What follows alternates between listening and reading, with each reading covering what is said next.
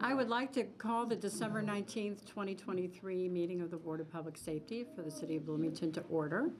Welcome, everybody. Do I have a motion to move the promotions, fire department promotions, to the first item of the agenda? So moved. Second. All in favor? Aye. Aye. Opposed? Do we need a roll call? since We she's need a on? roll call because we have a member Okay. virtual, sorry. All righty. Ashley?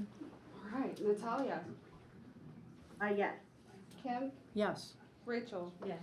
Barbara, Yes. Isak, Yes. Motion carries. All righty.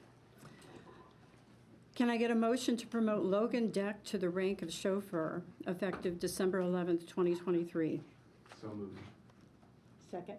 I have a motion and a second. Is there any discussion? Hearing none. Ashley, will you please? Yeah. Sorry, Natalia? Thank you for the good write-up. Thank you. Ashley, will you please call the roll? yes, Natalia, Yes. Kim, Yes. Isak, Yes. Rachel, Yes. Barbara, Yes.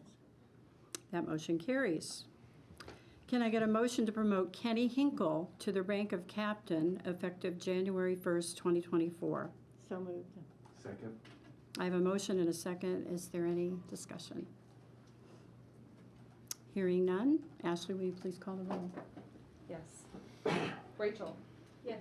Natalia, Yes. Isak, Yes. Barbara, Yes. Kim, Yes. That motion carries. Can I get a motion to promote Robert McWhorter Jr. to the rank of captain effective December 11th, 2023? So moved. Second. I have a motion and a second. Is there any discussion? Hearing none. Ashley, will you please call the roll? Barbara, Yes. Rachel, Yes. Natalia, Yes. Isak, Yes. Kim, Yes, that motion carries. Can I get a motion to promote Victor Folroth III to the rank of chauffeur effective December 11th, 2023? So moved. Second. I have a motion and a second. Is there any discussion? Is this our last one? Yes. This is our favorite part of our job, is getting, and for all of you family here, we are so appreciative that you allow your family members to serve. To all of you who serve, thank you for what you do for our city. We appreciate you. We're glad to be able to move through this very quickly, but again, congratulations to all of you. We will be celebrating at the end with all of you. So we're just doing the must-dos right now. Thank you for being here. All right. And we have one more action, and we didn't roll call. we're going to hold on that, okay? We need to vote on. We need to We vote haven't on it. voted. Oh, okay. Sorry. Okay, all right. Natalia, Isak, Absolutely, yes. Rachel, Yes. Barbara, Yes. and Kim. Yes. All right. Yay. Thank you, everybody. May I also bring up the other two that were just for the board's purview, just as an awareness, that we are making formal notice that we've asked for Steve Weaver. He's accepted promotion to battalion chief. I believe that was effective November 27th. And then we also have Skylar Pittman promoting to the rank of battalion chief January 1st. Congratulations. So thank you for all.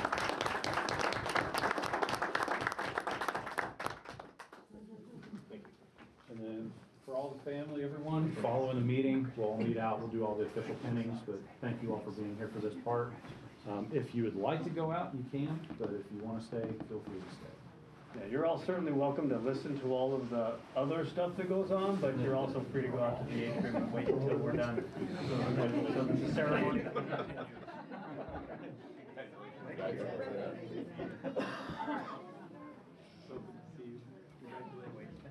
Yeah. Yeah, 3 hours. Get really long-winded. It shouldn't be too.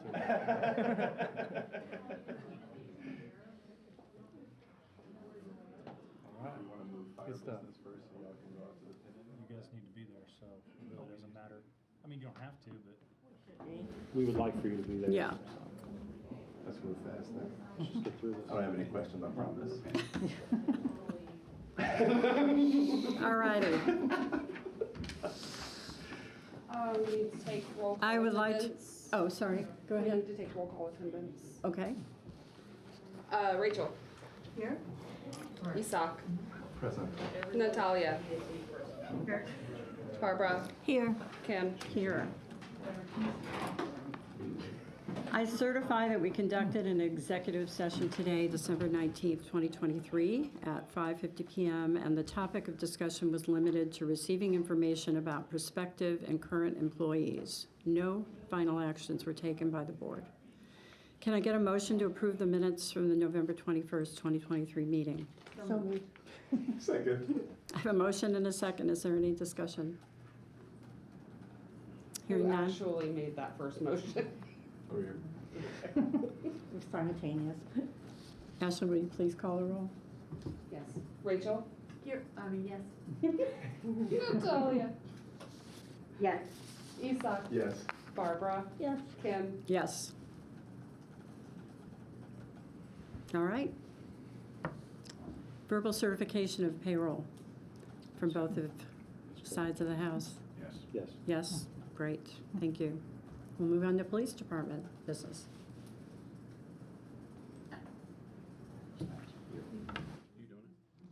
Unless you want this, because I Nah, forgot. you're good.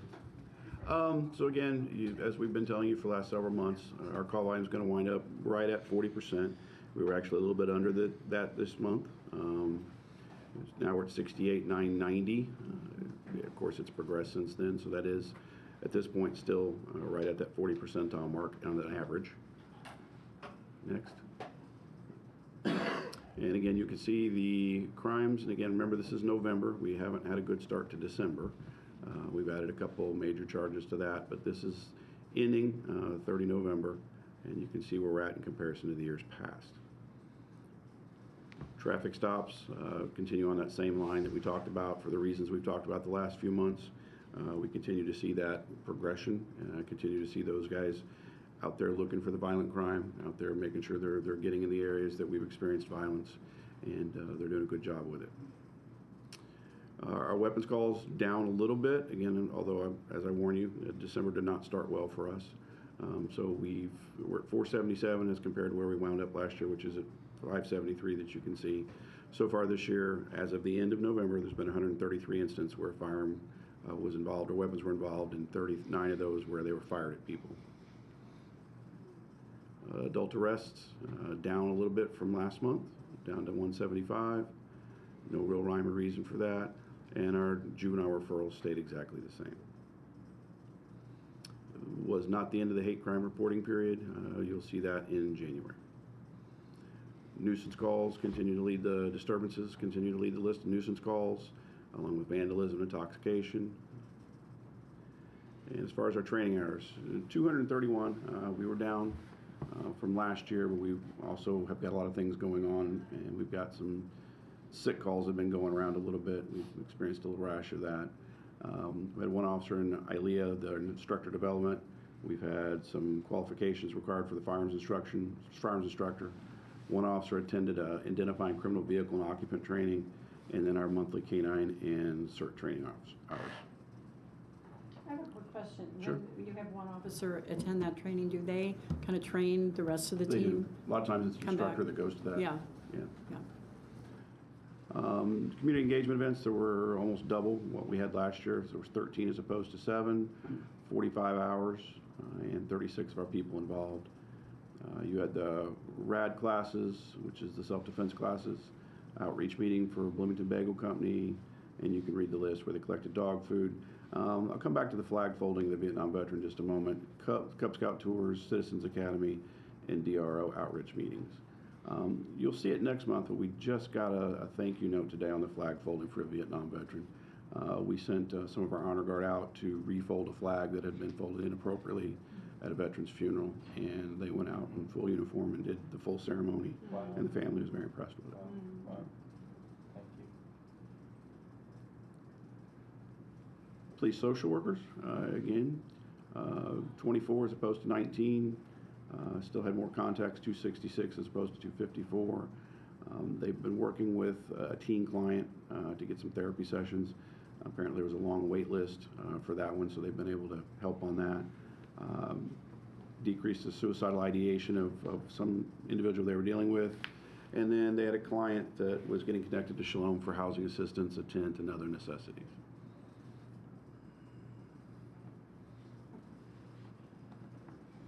General business, follow up on the social worker stats. There are some people, some officers and social workers from Waukegan, Illinois that are here in town this week shadowing our social workers to see what we do, so that they're getting ready to start a program there. So they came here to kind of see how we do things.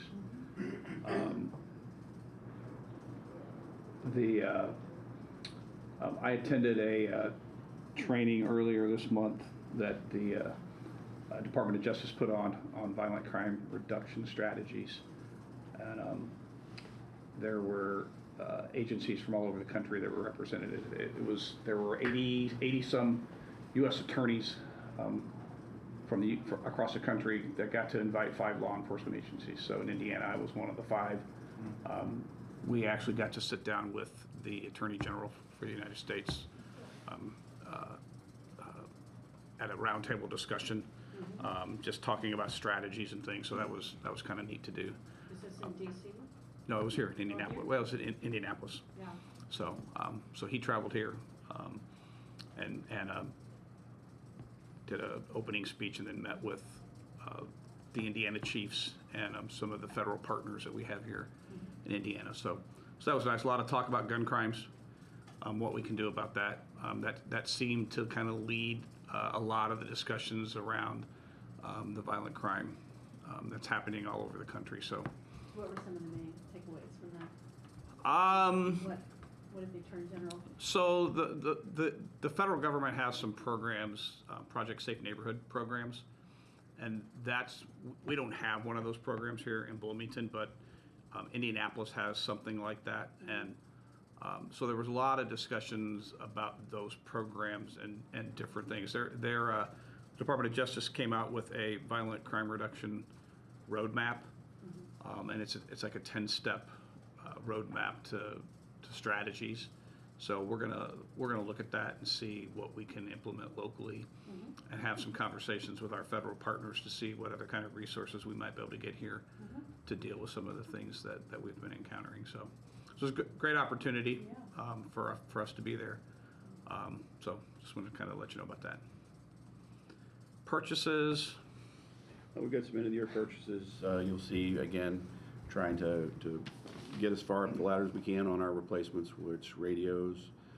You'll see yet more cars that came through this month that we're trying to get ahead of. And just general end-of-the-year spending, trying to replenish what we've depleted throughout the year. Personnel issues, we currently have 85 sworn. We had 1 graduate from the academy this past Friday. They're going to start the FTO program. We had 2 that we swore in on Thursday. 1 goes to the academy at the beginning of January, and the other will enter the FTO program. We have 3 certified officers currently in our hiring process. They're undergoing the medical and psych testing towards the end of this month. And we had an open hiring process in November, and we are doing interviews this week. Yes, all this week. Yeah. Community service specialists, we have 4 openings. We're doing interviews the first week of January for that. We are in the process of also doing interviews for our outreach positions within our community service specialists to kind of help with some of the problems downtown in Kirkwood. And we're still working on trying to find a social worker to work in dispatch. We've done a couple rounds of interviews, but haven't found anybody that actually had the qualifications to be a social worker. So we will continue that search as well. What do you project for 2025 and your hiring trends? Is there any glimmer? 24. 24, sorry. Yeah. Wow. 25 too. Yeah. Well, we're always hopeful that we will be able to get quality applicants, and be able to hire people. Everybody's still struggling to hire people, so it's kind of who can do it the fastest. Yeah. And so, but we're hopeful that some of the incentive programs and some of the changes that might happen in '24 might also boost our recruiting efforts. So, yeah.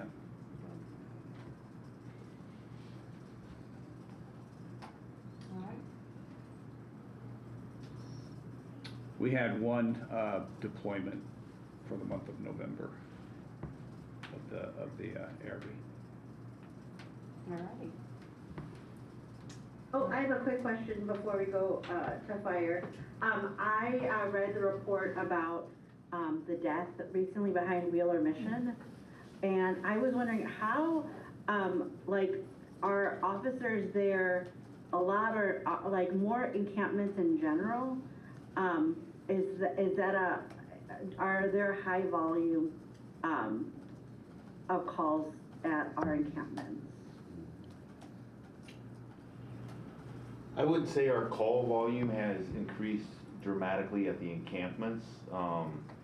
Again, all of our calls for service are up across all of our communities, but I don't think calls, particularly at any of the encampments, are higher than what we would see in other populations in other parts of the community.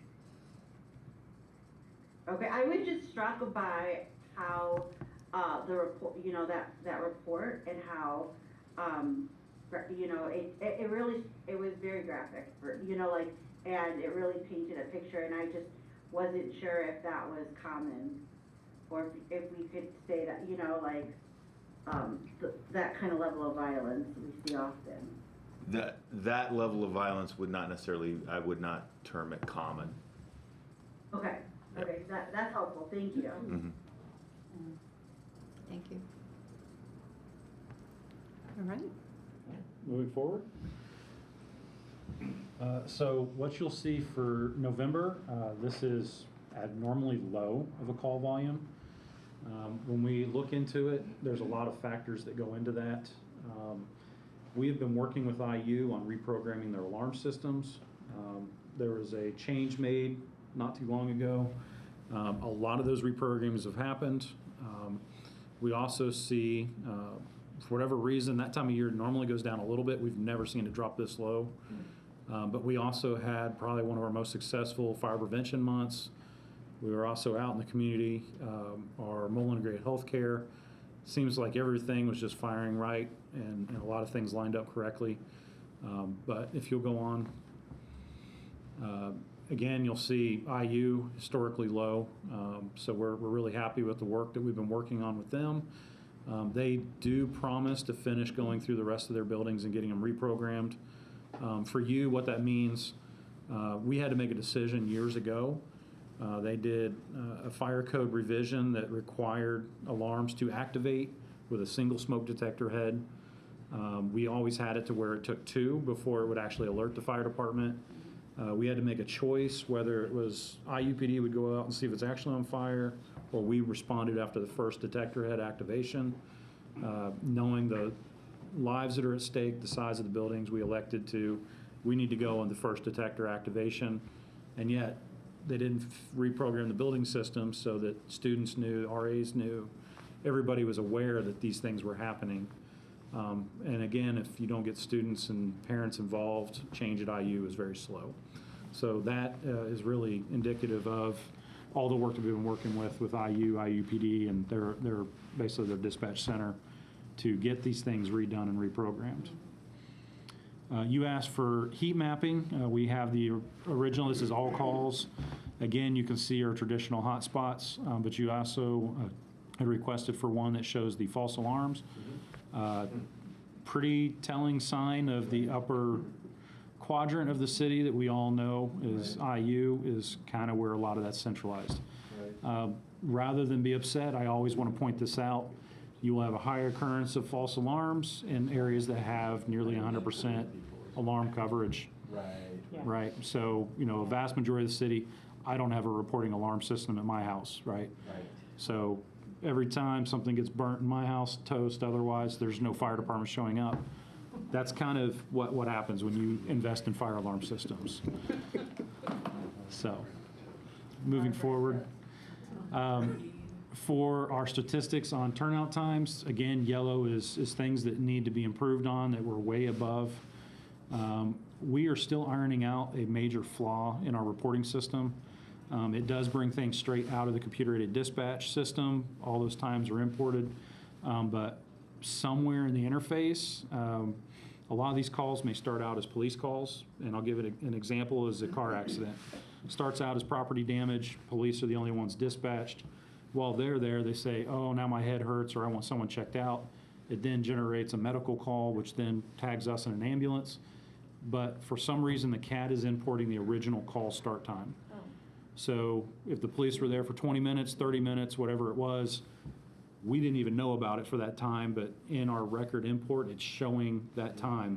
So that's something we need to iron out, but these are the reporting statistics. So we know that they're not 100% correct, but it does come down with the interface. You can't change that software. I mean, that's off the shelf stuff, right? It's the API interface. Our system has a connection with Spillman that Spillman has created. Okay. So what we have to do is, Created for Bloomington Fire Department? no, it's just an interface that they've created for the export out of Spillman CAD. So it's a one-way out. Yeah, okay. Our data only, the CAD controls what comes out. The definitions and the translation is what we control, and we're trying to find better trigger points that may capture a more realistic data point Okay. rather than the beginning of the alarm, which is what You it's said always you control been. the definitions, and what was the other thing you control? So we can control the definitions, and we can control some of the trigger points or data points. Oh, you can control So those. reroute and say, you know, as it's built today, the alarm time is our notification time. Yeah. That's not always the case, and that's what we're Right. finding out. So we're looking through the API interface, seeing if there's another data point Yep. that is actually when fire was notified. Right. If not, then the Motorola team that runs the Spillman, they will be working on fixing that interface to give us what we're looking for. Okay, good. So, but again, we're still heavily in compliance. We're not seeing bad outcomes. That's what I've always said. Data assisted, not data driven. The data is telling us we've got a compliance issue. The story of the success on scenes is saying we don't have that problem. So, but again, anything in the yellow for this are calls that are heavily scrutinized. We do anticipate the addition of the Assistant Chief of Operations next year, that they will be able to generate an exception report and tell us for every single one of those calls what went wrong, whether it's a CAD error, whether it's a person didn't push the button on the, you know, a human error on our side, or whether it's legitimately we had an issue getting to a scene. Right. So with that extra bandwidth, we do anticipate better reporting and actual corrective actions coming from it. Because it's hard to do data-assisted decision-making if you can't distinguish between data points, right? I mean. Correct. All right, so next. Same thing on response time. This one is honestly really good. We very rarely ever see one without any yellow on it. But we also did not have a high occurrence of fires in the previous reporting period. So moving forward. Inspection goal, I am proud to say that I don't think short of, no, I'm not even gonna say, there's literally no way we won't make this goal this year. And that is a goal that has never been made in my nearly 8 years being here. That does come to realigning a goal to be realistic. It also came in line with, we've added a new inspector, but it also really is that we focused on the bigger hazard areas, and we're not necessarily wasting the time on the low hazard areas as much. They are still working and developing a self-inspection platform. Fortunately, that's not something we finished this year, but it will be a project that carries over into next year. For all of our education, you can see that we've completely blown all of our numbers out of the water. From what I've been told from our inspection team, we should meet every goal, including the smoke detector, battery installs, and the K through 12 school visits. So we're in a really good place with prevention this year. For the first time ever, could potentially say they met 100% of their goals. I want to come back to the inspection. That is even more remarkable because we have more buildings, complexes that have been built. We So you do. have more to do. Luckily for us, like apartment complexes, that's hand. We do the initials, but we don't have to go back and redo the annual. But the initial opening inspections, those have definitely taken a ton of time. So if you factor in that we've had two, essentially what we refer to as megaplex apartments open, in the past year. That also drained a ton of prevention resources and operational resources to get those done. Have the inspections yielded any like notable results in the sense of, you know, finding things that were imminent fire hazards or anything like that? Absolutely, and the reconfiguration and stop, we used to do it just by district. Going for those higher hazard areas is actually better results. So things like restaurants, high occupancy, theaters, all of those places are things that we've targeted, and I'm actually really happy with the compliance rate. The issues we find, almost every single one of them have been corrected without having to initiate any legal action. And most of them have been corrected either on the spot or within the 7-day allowance period to avoid legal action. This is really exceptional, thank you. Yep. For training hours, I will just say that even though you see a major dip, it's below the line. There are a lot of lines that over the years are way above. This is really, we kind of made it easier on the crews because they have been running at full tilt getting all the new recruits. Just a reminder, the 21 new recruits, the crews are heavily involved in all that training. So we've met our training hours by December just by doing our normal physical fitness, catching up on our OSHA compliance, administrative assignments. We will meet this goal hands down, but we've also got a lot of people on vacation finally getting to take time off because we're back up to staffing. I don't think, and given this is my last meeting, something I said at our first meeting is, and I love a good bar chart, but you should have an extra bar that says the cumulative, similar to how you did with the inspections. Okay. Just because, you know. I'll leave that for a future administration to worry about. So noted. Write that down. So noted. We like the minutes reflected. Next, so mobile integrated health, I will point out their caseload. They're at 64 active clients. Again, just a reminder, per kind of the national standards on this, they should be carrying a caseload of 10 to 12 per. We have 4. That's well above the normal caseload. We are looking forward to next year adding the 3 additional. We've had some really good wins. I don't know if you saw in the media. Actually, the media never picks up on it, but one of our MIH team applied for a state grant, and we were awarded a $50,000 grant, which will go towards the equipment when we upstaff next year. That's phenomenal, right? They were also featured in the podcast from the state. We have hosted 3 different departments, including Greenwood. We all know our good friend Jamie Washell, the chief there, starting at MIH. But we've hosted their medical director, their EMS people, because they're going to be starting one, and this is where people come to learn how to do this now.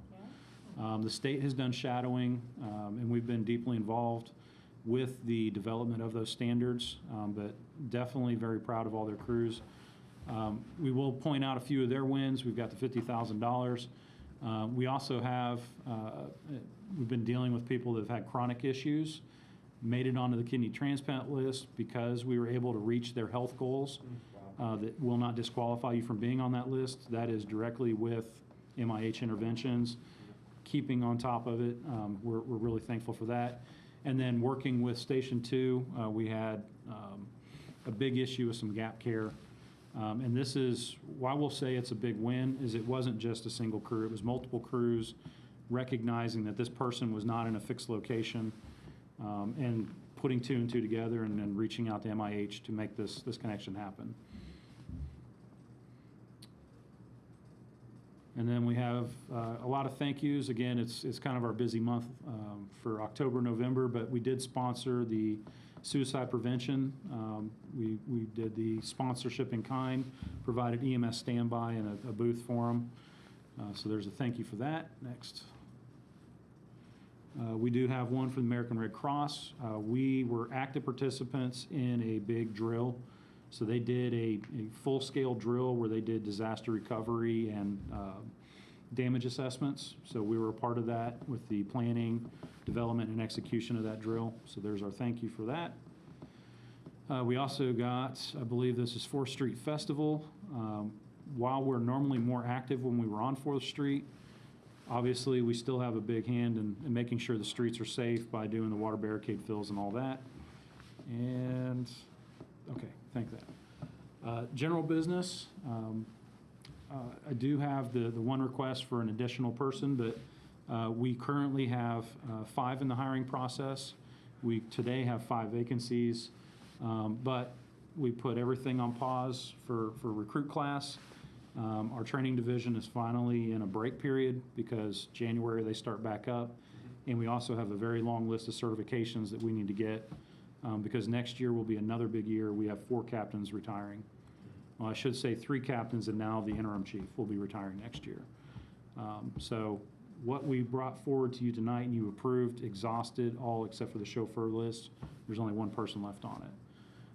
Other general business, we have been moving forward with Station 1. If you have not had a chance, please go by. This has been an experience for me, learning about the permitting process, even all the layers after we thought we had full approval. But the entire interior portion of that station has been demolished. And within the next week, maybe even after the holidays if need be, you'll start seeing exterior portions of the building completely come off. The solar's been removed. They salvaged some of the brick that's going to be needed for repairs to other portions of the building, but you'll see the big chunk of the building come off relatively soon. And then it'll all go back together, and again, with the hope of being back in it by October. I will say on Station 3 in the training logistics, we finished conceptual design and we've hit pause. So there's a lot of things pending, Showers West, the bond money, all that. So we have proceeded, we've not proceeded in any future contracts until all that's ironed out, and that will be for future administration to figure out. I think that's it for general, right? I believe so. Okay. Purchases, again, end of year, there's a lot. You won't see it in this claim cycle, but December, January, you'll definitely see it. It's just all the fire gear we received, but it has not been installed yet. Our last piece of our personal protective equipment washing. So we have all the gear washers, which washes all the fire gear, which is a soft cloth type deal. But what we've bought is a hard equipment cleaner and sanitizer, so things like the air packs, the helmets, all the things that you just can't run through a wash cycle. We have a piece of equipment to do that, waiting for next year to get it installed. And I believe that was about $7,000 to $9,000 for that piece of equipment total. And then personnel issues, again, currently down 5 positions. This is my final meeting with you, so December 31st I will be out. They have named the interim chief, Roger Kerr. Max Litwin is officially not an interim deputy chief. He is the deputy chief. And then we are looking forward to getting out and penning all these people outside. I do have the request that I need the motion on. Right. Yeah, we do. We're going to move to reinstatement. Are we allowed to say something first? Or we can do it after. Oh, yeah, sure, go. I was going to do it Sorry, after, you're in but. charge. Go. Yeah, yeah. Can I get a motion to approve an offer of reinstatement as a probationary firefighter to Jonathan Young effective January 22nd, 2024? So moved. Second. I have a motion and a second. Is there any discussion? Nope. Hearing none. Ashley, will you please call the roll? I will. Natalia, Yes. Kim, Yes, Barbara, Yes. Isak, Yes. Rachel. Yes. that motion carries. Thank you.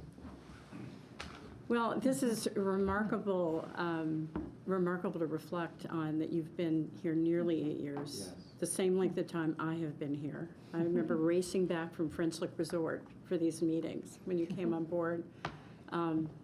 But I think I'm the only one, obviously I'm the only one except for Chris that had the experience of welcoming you at that time. But I was so impressed at that time and remain impressed with your business acumen.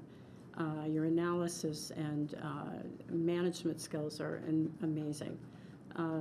You've done a remarkable job with this department. We have a lot to be proud of, and you have a lot to be proud of. Been a pleasure knowing you. Look forward to seeing where you head. Appreciate it. I'd just like to say I joined this board in part because I really wanted to get the pleasure of working with you, and it's really been an honor working with you, Chief Moore, and thank you for everything that you've done for the city. We've learned a lot from you, and I think we're better because of it. So grateful. A big loss. Chief Moore, I've seen how hard you and your team worked all year. You know, I know how hard it is to staff, especially, you know, with COVID and everything, and it's just, our community was lucky to have you. And thank you for choosing us for those 8 years, and I know that, you know, the sky's the limit for Yeah. you, so I look forward to seeing where you land next, and they too will be lucky to have your leadership. So Yes. thank you for all you've done for us. And we also have to say thank you to our president over here on her last meeting. You usually are the one organizing us to get gifts and signed cards, and I don't know what we'll do without you, but we are so grateful for your leadership, especially over these last 8 years. Keeping us all in order, you know. Keeping. It's been a remarkable book, inside look at our most important departments in the city. And we have a lot to be proud of. And I really appreciate working with you. And Chris, thank you for always keeping me organized and all of us organized. Yeah, over the years, everyone who has led and been in this on this board in the past 8 years. All righty. Do we have any old business? No new business. Do I have a motion to adjourn? So moved.